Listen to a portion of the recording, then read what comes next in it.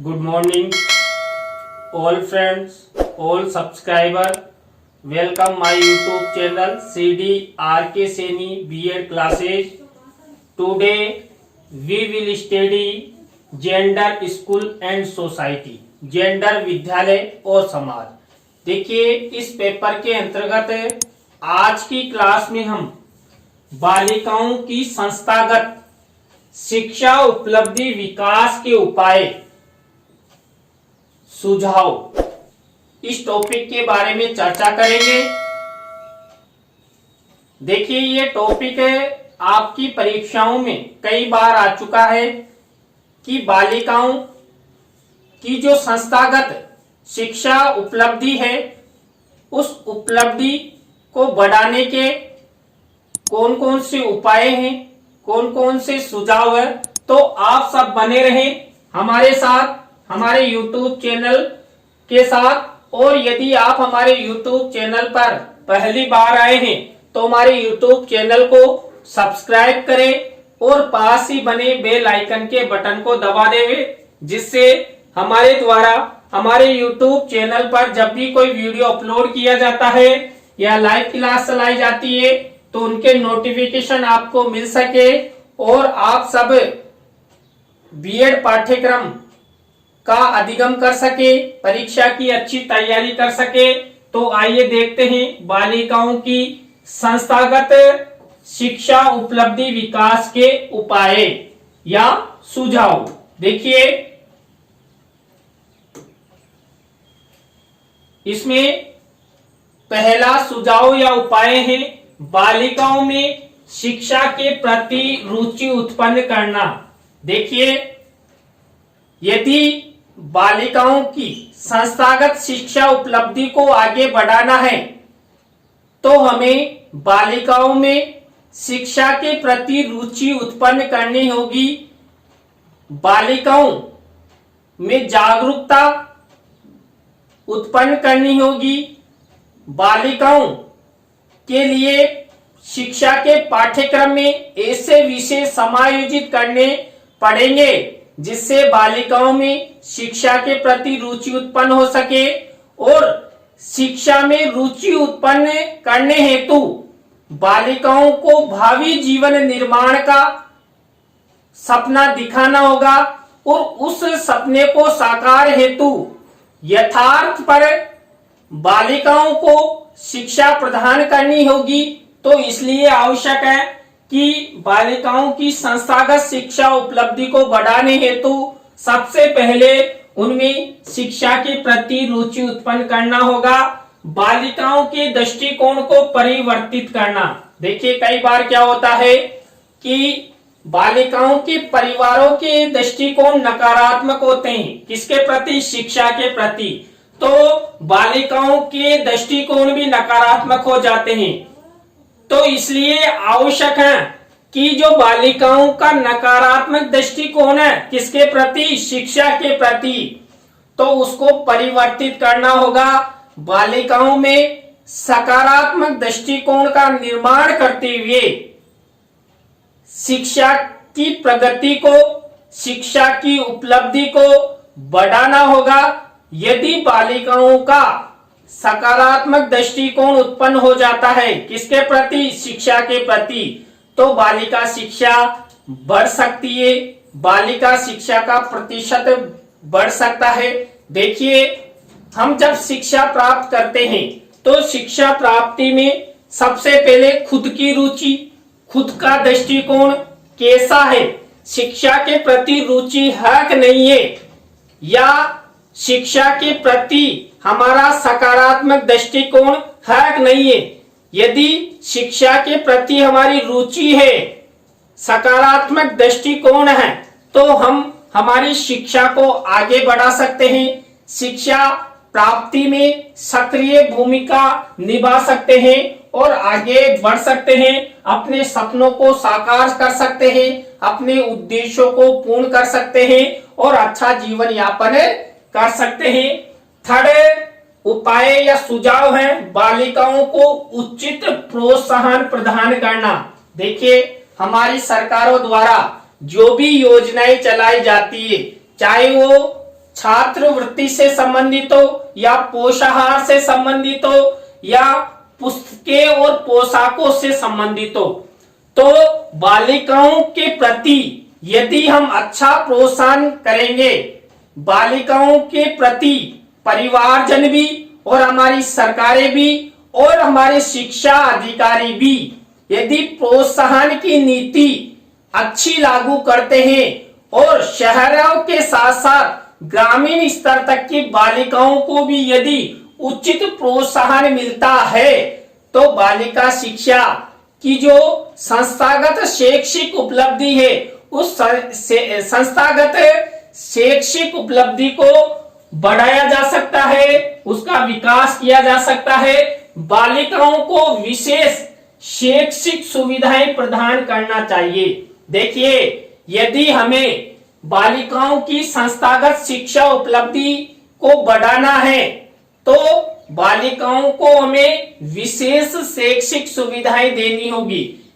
जैसे मान लीजिए कोई बालिका दिन में विद्यालय ज्वाइनिंग नहीं कर सकती, तो उसके लिए अंशकालीन कक्षाएं या रात्रिकालीन कक्षाएं प्रारंभ कर देनी चाहिए। इसके साथ ही कई बालिकाएं आर्थिक रूप से कमजोर होती है, तो उन बालिकाओं को आर्थिक आधार पर छात्रवृत्ति या अन्य योजनाओं का लाभ देना चाहिए, जिससे बालिकाओं को प्रोत्साहन मिले, बालिकाओं को सुविधा मिले। और देखिए, प्रत्येक विद्यालय में बालिकाओं के लिए जो आवश्यक सुख सुविधाएं हैं, जैसे टॉयलेट आदि की व्यवस्था है, वो अलग से ही होनी चाहिए। और विद्यालयों में बालिकाओं हेतु महिला अध्यापकों की नियुक्ति 100% होनी चाहिए, जिससे बालिकाएं अपनी समस्याओं को उनको बता सके। तो शैक्षिक सुविधाएं प्रदान करने से भी बालिकाओं की शैक्षिक जो शिक्षा उपलब्धि है वो आगे बढ़ सकती है और बालिकाओं का विकास हो सकता है।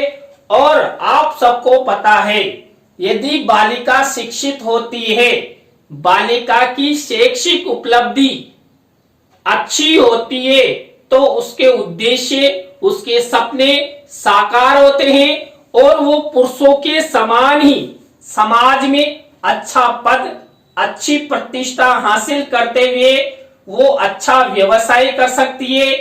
पुरुष के समान ही कंधे से कंधा मिलाकर वो आगे बढ़ सकती है। इसलिए आवश्यक है कि बालिकाओं की जो संस्थागत शिक्षा उपलब्धि है उसको बढ़ाने हेतु आवश्यक सुविधाएं बालिकाओं को प्रदान करना चाहिए। 5वां बिंदु है शिक्षण में रुचि रखने वाले अध्यापकों की नियुक्ति करना। देखिए, कई बार क्या होता है, कई अध्यापक ऐसे होते हैं जो निष्क्रिय होते हैं, विद्यालयों में कर्तव्य निष्ठ होकर अच्छा शिक्षण नहीं करवाते हैं, उन्हें बस अपनी नौकरी से मतलब होता है। तो विद्यालयों में शिक्षण के प्रति रुचि रखने वाले, यानी कि छात्र छात्राओं को अच्छी तरह समझाने वाले, शिक्षण करवाने वाले अध्यापकों की नियुक्ति करनी चाहिए, जिससे बालिकाओं का जो संस्थागत शैक्षिक उपलब्धि है वो आगे बढ़ सके। देखिए, बालिकाओं के विद्यालय में प्रवेश लेने से ही उनका संस्थागत शैक्षिक उपलब्धि नहीं बढ़ेगा। उसके लिए आवश्यक है अच्छे अध्यापकों की नियुक्ति होना, अच्छे शिक्षण करवाने वाले, अच्छे कर्तव्यनिष्ठ अध्यापकों का भी होना आवश्यक है। यदि अच्छे अध्यापकों की नियुक्ति की जाती है तो बालिकाओं का शिक्षा प्रतिशत बढ़ेगा। इसके बाद देखिए, नवीन मनोवैज्ञानिक शिक्षण विधियों का प्रयोग। यदि हमें बालिकाओं की संस्थागत शिक्षा उपलब्धि का विकास करना है, तो हमें जो शिक्षण है उस शिक्षण में नवीन मनोवैज्ञानिक शिक्षण विधियों का प्रयोग करना होगा, नई नई तकनीकी का उपयोग करना होगा। ऐसे कौन से तरीके हैं जिनके माध्यम से बालिकाओं का शिक्षा प्रतिशत बढ़ाया जा सके, बालिकाओं को शिक्षण के दौरान अच्छा अधिगम हो, ऐसी नवीन मनोवैज्ञानिक शिक्षण विधियों का एक अध्यापक को प्रयोग करना चाहिए। और यदि बालिकाओं के शिक्षण में ऐसी नवीन मनोवैज्ञानिक शिक्षण विधियों का प्रयोग किया जाता है तो 100% बालिकाओं का शिक्षा प्रतिशत आगे बढ़ेगा और बालिकाएं शिक्षित होती हुई आगे बढ़ेगी, अपने सपनों को साकार करेगी। इसके बाद 7वां बिंदु है अच्छे श्रव्य दृश्य उपकरणों का प्रयोग करना। देखिए, यदि शिक्षण के दौरान एक अध्यापक अच्छे तकनीकी युक्त या अच्छे हस्त निर्मित दृश्य श्रव्य साधनों का उपयोग करता है तो बालिकाओं का शैक्षिक उपलब्धि का विकास होगा। देखिए, आप सबको पता है कि बालक हो या बालिका हो, दृश्य श्रव्य साधनों के द्वारा शीघ्र अधिगम करते हैं, अधिक अधिगम करते हैं।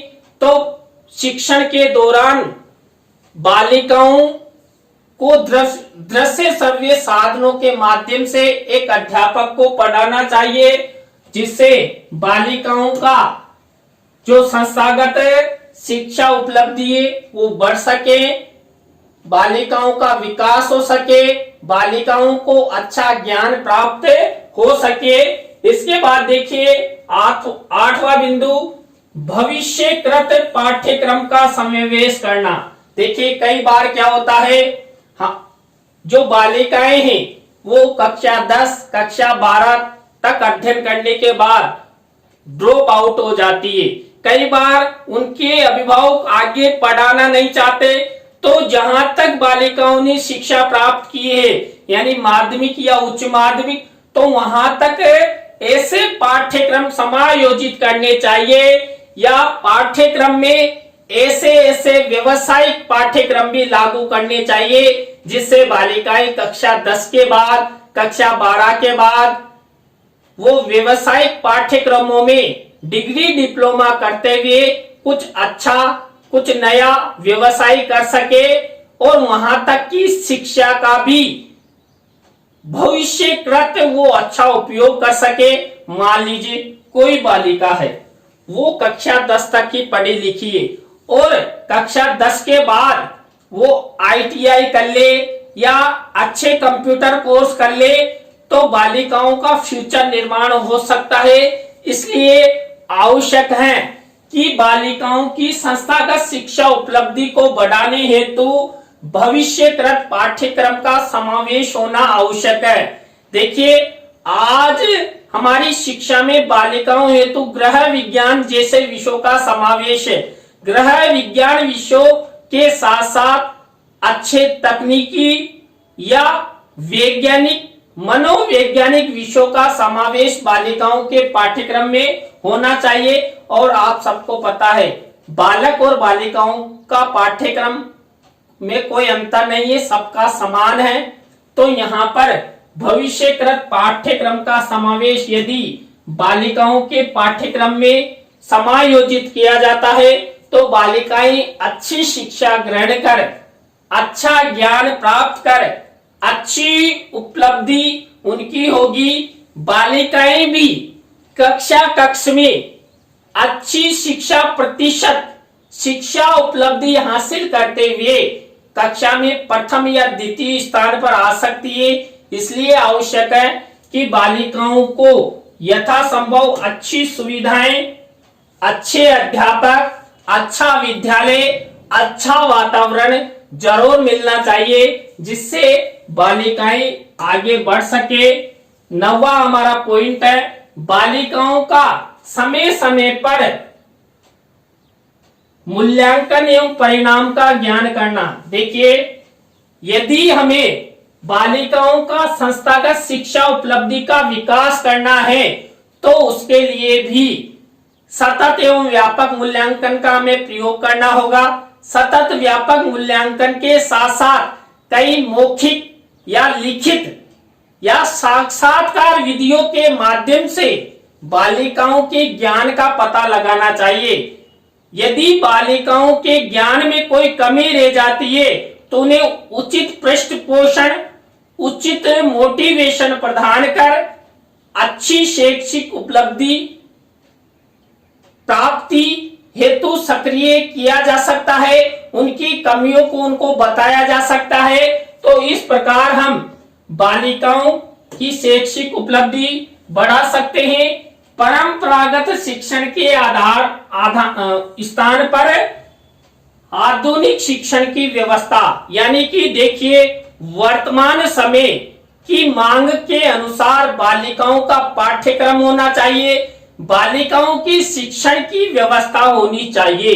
यदि आधुनिक दृष्टिकोण के आधार पर वर्तमान मांग के अनुसार बालिकाओं का शिक्षण करवाया जाता है, बालिकाओं का पाठ्यक्रम होता है, तो बालिकाओं का जो संस्थागत शिक्षा उपलब्धि है वो अच्छा विकसित होगा, अच्छे ज्ञानवान वो बनेगी और अपने जीवन के सपनों को वो साकार करेंगी। इसके बाद देखिए आज की क्लास में हमने बालिकाओं की संस्थागत शिक्षा उपलब्धि विकास के उपाय और सुझावों के बारे में अध्ययन किया। आपको आज की क्लास कैसी लगी कमेंट्स में हमें जरूर बताएं। नए टॉपिक के साथ हम आपसे फिर मिलेंगे CD RK Saini B.Ed classes YouTube channel पर। तो राम राम सा, बाय।